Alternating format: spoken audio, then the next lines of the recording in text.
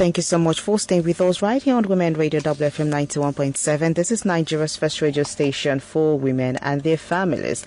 I hope that your day is going on well. All right, and this brings us to our day 3 of our 16 Days of Activism right here on Women Radio 91.7. So once again, I welcome you to the 16 Days of Activism, day 3 on Women Radio WFM 91.7. The 16 Days of Activism is a specialized program where we get to raise awareness, mobilize action, and call for the prevention and elimination of all forms of violence against women and girls worldwide. This broadcast is started from Monday, 25th of November, 2024, and is going to run up to 10th of December, 2024. So for the next 16 days, we're going to be having this program at exactly 12:05 p.m. So you can do well to join the conversation by contributing or react to the big question by calling us up on 07000 917 917. Send us a WhatsApp message or a text message, a WhatsApp message rather would do, on 0703175537.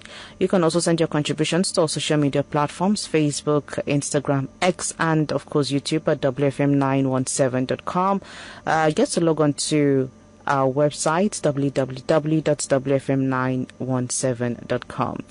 All right, so heading on to our day 3 of the 16 Days of Activism. Today we'll be discussing rising above SGBV. That's a topic for the 16 Days of Activism right here on Women Radio, rising above SGBV. And of course, we are going to be looking at work done so far by the organizations that we're going to be having, challenges and way forward in supporting survivors of sexual and gender-based violence. Now, violence against women and girls is one of the most widespread human rights violations globally. According to UN Women, nearly 1 in 3 women have experienced physical or sexual violence, now whether by an intimate partner or others, at least once in their lifetime. In last year, that's 2023, over 51,100 women were murdered by partners or family members. And, this is equating to 1 woman killed every 10 minutes.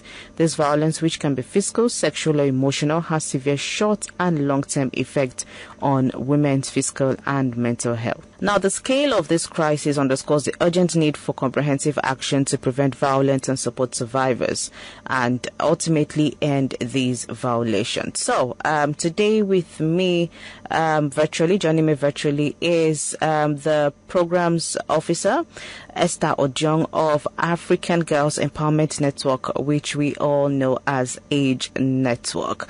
Good afternoon, Esther. How are you today? Good afternoon. I'm doing great. How are you today? I'm okay too. Thank you for joining us today to talk about what Age Network, that's African Girls Empowerment Network, has been doing so far in supporting survivors of SGBV.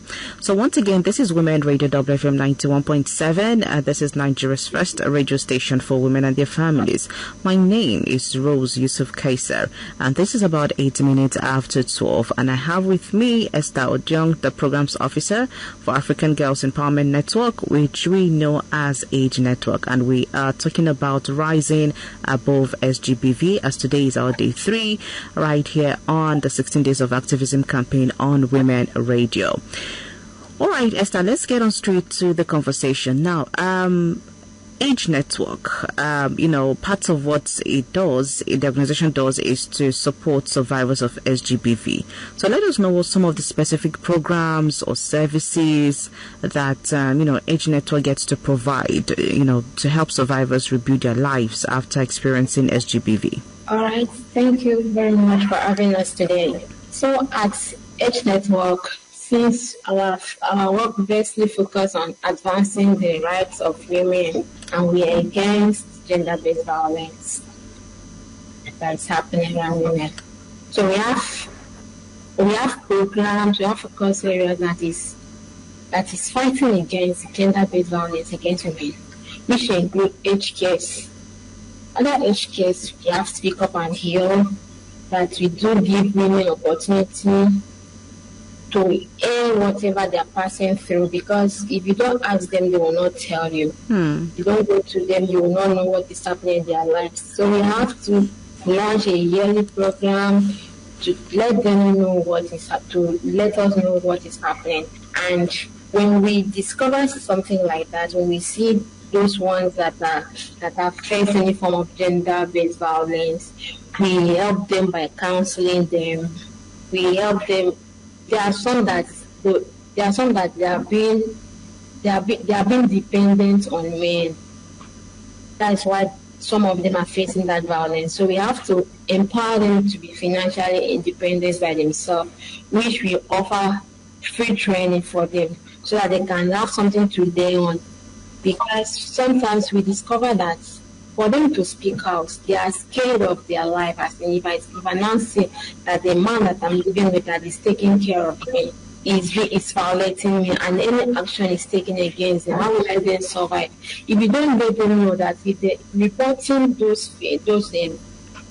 people, if they can survive even without them, they will not speak out. So through our faith for women, we empower them to be financially and economically inclusive, to let them have their stand, to let them rebuild their life and have something to fall on instead of depending on a man that is abusing them. We also have a safe space that we bring them together. We bring them together for them to speak up. Because if you give them the opportunity to let them know that reporting that person, the person will not harm you.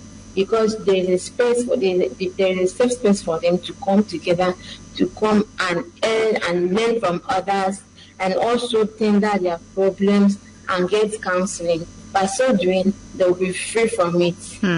Yeah. Okay. All right. So these are definitely programs and initiatives that are very commendable. Well done to Age Network for reading out all of these programs and initiatives for survivors of gender-based violence. All right. So now let's look at addressing societal stigmas and cultural barriers, because we know that when we get down into different communities in different parts of the country, you'll get to hear of these cases. So how does Age Network help to address societal stigmas and cultural barriers that discourage survivors from seeking help? Because that is another game entirely. So how does Age Network help to address this, especially in communities where you work? Okay, the first thing to do is to raise awareness, because if you don't raise awareness, people will not know that something like some people that are committing this violence, they don't know, they may think that it is their rights. That's what they are doing. So you have to first of all raise awareness to end the stigma, because let's just talk about the rape, the unwanted pregnancy, that a woman may be pregnant out of rape or out of the sexual intercourse that she gets involved without using protection, and she may be stigmatized. She may be stigmatized in the community. But we have to raise awareness that is not the end of their lives.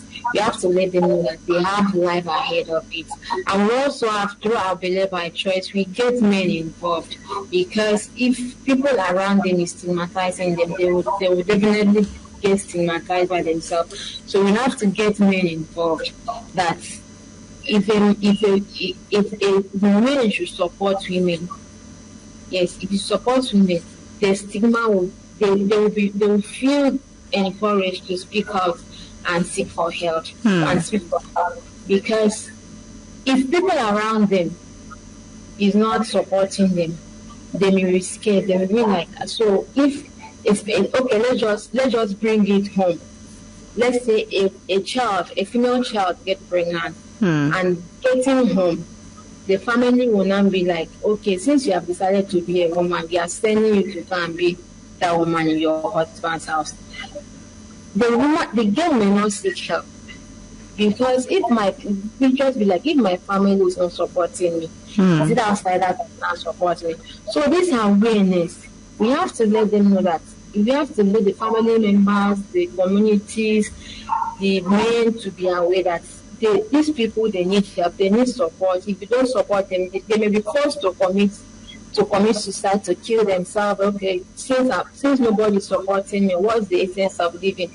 Which is affecting them. It may cause them to disconnect themselves from the society. Yeah. Because let's just say somebody was raped, and instead of the person to speak out and seek for help, because of what is going on in the society, that they will tag her that she has been raped.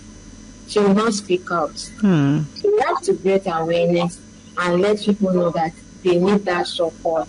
Okay. Because if you don't support them themselves, they'll be discouraged to support themselves. Okay. All right. Thank you very much, Esther. This is 16 minutes after 12 on the side of the radio. Excuse me. This is Nigeria's first radio station for women and their families. And of course, this is still the program, The Big Question, where we are going through with our 16 Days of Activism campaign. And we are looking at the topic Rising Above SGBV.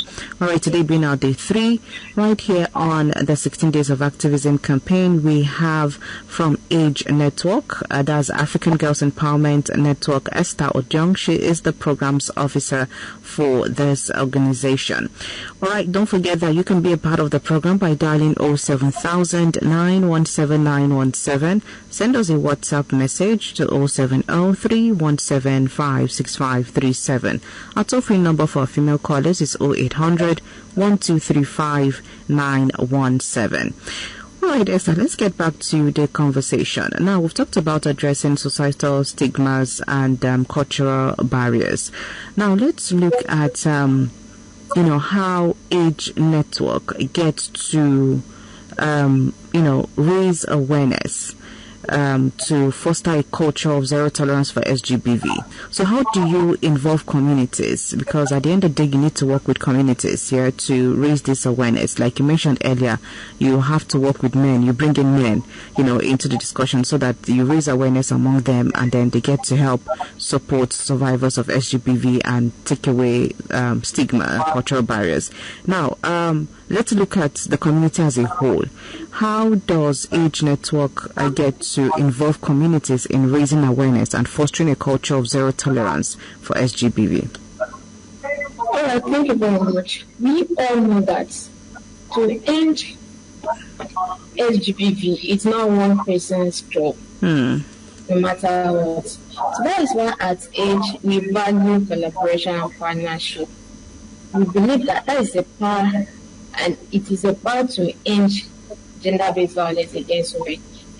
We partner with others through our Belle by Choice. Just this June, we form a collective action. We form a movement called Belle by Choice movement, where we bring in other women-led organizations to work together. So that when we are here, we are doing our own here. Then they are also doing the other states to raise awareness, to let people know that gender-based violence should be stopped. And we also, just like I mentioned before, the engagement, we engage even the health workers. Because there are some that are closer, the women are closer to them, they may be seeking help from them. And if you don't tell them about it, they may not know. So we engage the informal healthcare workers, the community healthcare workers on the best practices to end gender-based violence against women. And we also, in the community that we are growing, we have to let the community heads to know that we are here so that they may support us. Because you cannot just go to a community and start talking without seeing the person in charge. Yeah. We have to let them know that this is what we are here for, and so that they will support us. So that if there is anybody that is facing any form of gender-based violence, they will be encouraged to tell us that. Because I remember one community that we went last year. When we got here, the woman that was facing this thing, she did not say anything. It was other men that we met there that told us, okay, see this woman, something like this is happening to her. But the woman herself did not say anything. She was not willing to open up. So if you engage other people and let them know that this thing is wrong, they will, even themselves, they will be the one to raise awareness. Even we have advocates that are against gender-based violence, which are advocating in their own community to let people know that this thing it ought to end. Like this 20 feet that we went out. Yeah. Went out for community awareness. The main day that we met, they were just telling us that, oh yeah, I'll stop if they will hear. Some people will just, you are just talking, you are just saying, you are just talking your own, they will not hear. But them themselves, they are aware that that thing is not with the gender-based violence. The women want, they have the right to give, they have the right to good health, they have the right to education. So we're just telling them, so we're telling us, all these people that you are even talking for them, their mouth alone will lead to problems. Their mouth alone, that's the only power that they have. And we're just telling, okay, that is the power that they have. Then you have to support them. The way to make a woman to be, or if you want the woman to be humble, it's not about beating a woman. You don't have to beat a woman to let her be submissive. There are ways, there are characters that you have to exhibit that the woman will not have any option, any choice than to say, okay, that she has to be submissive. So letting others involved, just like I said before, that one person cannot end this. So we let others involved. We let the clan head of the community that we are going to get involved. We let the men involved. We tell the families that they ought to protect their female children from any form of, they should give them listening ears. If a level, because there are some that they don't even care whatever is happening to the girl. They are just there, I'm fighting for you and they are doing your work. So we have to let them involved. We have to, where we have not reached, where we cannot reach, them themselves, they will reach with their own awareness. Okay. Yes. All right, thank you very much, Esther. This is 22 minutes after 12 right here on Women Radio WFM 91.7. My name is Rose Yusuf Kaiser and I'm speaking with Esther Ojong, the Programs Officer for African Girls Empowerment Network, Age Network. All right, and this is our day 3 of our 16 Days of Activism campaign. All right, Esther, let's talk about challenges you have faced so far, or rather the organization has faced so far, in its efforts to support survivors. And how do you think, you've been able to surmount these challenges? So let's hear from you some of the challenges that the organization has faced so far and how you've been able to address these challenges. Okay, I would say that the first challenge is by getting these women to open up is challenging, because when you get there, they'll be protecting those people that are committing this. So we have to make them know that their information is safe. And when they share this information, that they will try and give them help. Let me just put this, like last year, there were some that we have to offer them small monies for them to start a business, so that at least that's a lot. If you just tell them, okay, if you share your experience, if you tell us what is happening, we can come in and help you in a little way that we can.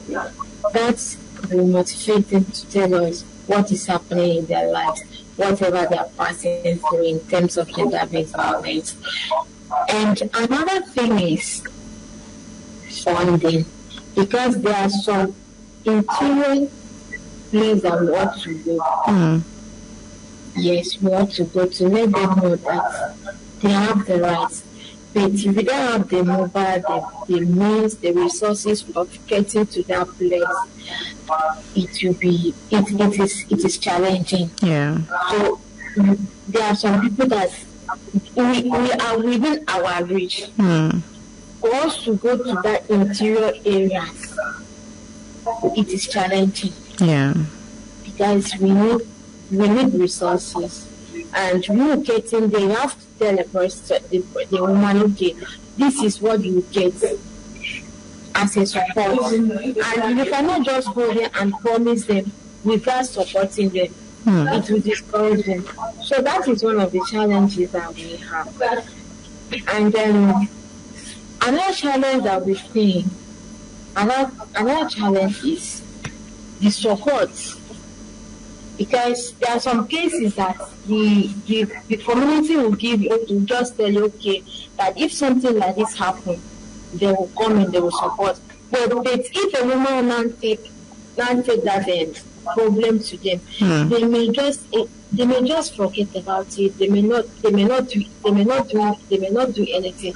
That may be because the woman is not somebody. They may just be like, what are we helping this one for? So that is the challenge. And how do we address this challenge? We keep on telling the community here that it is their duty to protect the people in their community. So in the case of insufficient funding, we have to tax ourselves to go to the area that we can reach. Yes. Okay. All right. Thank you so much, Esther. And I just hope that, as time goes on, a lot of people and lots of, other organizations, both international organizations, will see the need for this and would definitely, throw in some funds there so that this message will keep going deeper into our communities. All right, Esther. Now, as we try to round up, what role has Age Network played in advocating for stronger policies and laws to protect survivors and also get to prevent SGBV, so that we don't, as we're trying to protect the survivors, we have, we're trying to also prevent SGBV. So what role has Age Network done in terms of advocating for stronger policies and laws to protect survivors and also help to prevent SGBV? Okay, at Age, we worked in the areas of structural change, such as gender budgeting to reduce the rate of unplanned pregnancy and end gender-based violence. Let's just say in 2021, during the town hall meeting of the Open State, we were poor, but we participated in the meeting, which we also we gave them our own contribution, that especially for the market women that face gender-based violence. And we were just, we gave our own contribution that at least for women to try, because there are some things that may discourage them from, if I want to sell market now, all these tickets, contribution, you enter here, they will need ticket, they are sometimes discouraged. So during that time meeting, we also give our contribution that this thing should be reduced. At least they should encourage women in taking up that duty of at least fending for themselves. They should encourage them by reducing this tax, because that alone is discouraging them. If we reduce the tax so that they can use that to support themselves, so that they, I want to sell this particular thing, but if I go there, what will now happen? So that alone should be reduced, so that there are some harassment in the marketplaces that women are facing, which is discouraging them. I personally, I can speak about that. There was a time that I was selling by the roadside. In the morning like this, if I want to go out to sell, I would just think, all these are very people. Maybe I will survive their violence today. That alone can discourage women, and it promotes gender-based violence, because they may be like, this is what I wanted to do. Nothing is coming, and they will continue to stay in a man's house that is only beating them up and down, because they cannot, the thing that they decided to help themselves with, they cannot do it because of all these barriers that is going on. And in 2022, we organized a capacity building workshop that involved ministries in Ogun State. The budget, the Ministry of Education, the Health, the Child Protection Agency, and Women Affairs in Cross River State already, where we advocate for the inclusive, gender-responsive budgeting to make sure that women are prioritized in their budget, to especially for the female children, so that they can have access to good education, so that they can end child marriage, because sometimes lack of education leads to child marriage, because a a child getting pregnant at a tender age and there's nobody to sponsor in education may lead to child marriage. Advocating for gender-based budgeting to make available to at least reduce the school fees for female children to have access to education. And also to end unwanted pregnancy, to prioritize all those in modern contraception, family planning services at a lower rate for women to also help themselves, because that alone, getting pregnant when you are not prepared, it leads to gender-based violence because it emotionally drains them. They were thinking of how to survive. So those are the things that we did for the policies to include the protection of survivors in Ogun State and crossover states. Thank you so much, Esther, and I hope that we get to see some of these efforts that your organization has made. We get to see the implementation of this in Ogun State and even beyond Ogun State. All right, so before we go, Esther, now how do you think that stakeholders such as the society, governments, and even other organizations can come together to support survivors of SGBV? And then give us your final words with that. What change do you want to see happen? So first of all, how do you think that stakeholders can come together to support survivors of SGBV? And then give us your final words with that. Okay, speaking of the stakeholders, I believe in collaboration. I believe in giving these women the opportunity to thrive. I believe in employment sector. In some sectors, women are not taking over, like we are waking before you cannot work, where decision is not needed. So to have this, I think women should be given opportunity to try. And in the case of survivors, in Nigeria, there is a policy that in the FAP 2015, the minimum punishment for rape is 12 years. But in my own case, I think for this punishment to be taken into consideration, a woman is coming to report for rape. They will need evidence. And that alone is not possible. If somebody raped you unknowingly and you are asking for evidence before you can take action against the perpetrators, please, I am not saying that, please. If a woman should speak out and tell her own problem, it should be taken into consideration instead of looking for evidence, especially in that case of rape, because it is very hard to have a case in a proof. Okay, somebody raped you. Okay, how can you prove that? It is very, very. And so we are saying that when a case like that is reported, and action should be taken so that you encourage others that are facing such violence to speak out. Okay. And we also solicit for collaboration because, just like I said before, it is always said that a tree cannot stand alone to form a forest. One person cannot end this. It needs a collective action. The family, the community, the government, the civil society organization. We just have to work together in ending this gender-based violence. Okay. All right, thank you so much, Esther, for coming on to talk to us about what Age Network has been doing so far as regards to supporting survivors of SGBV. Thank you. Thank you for having me.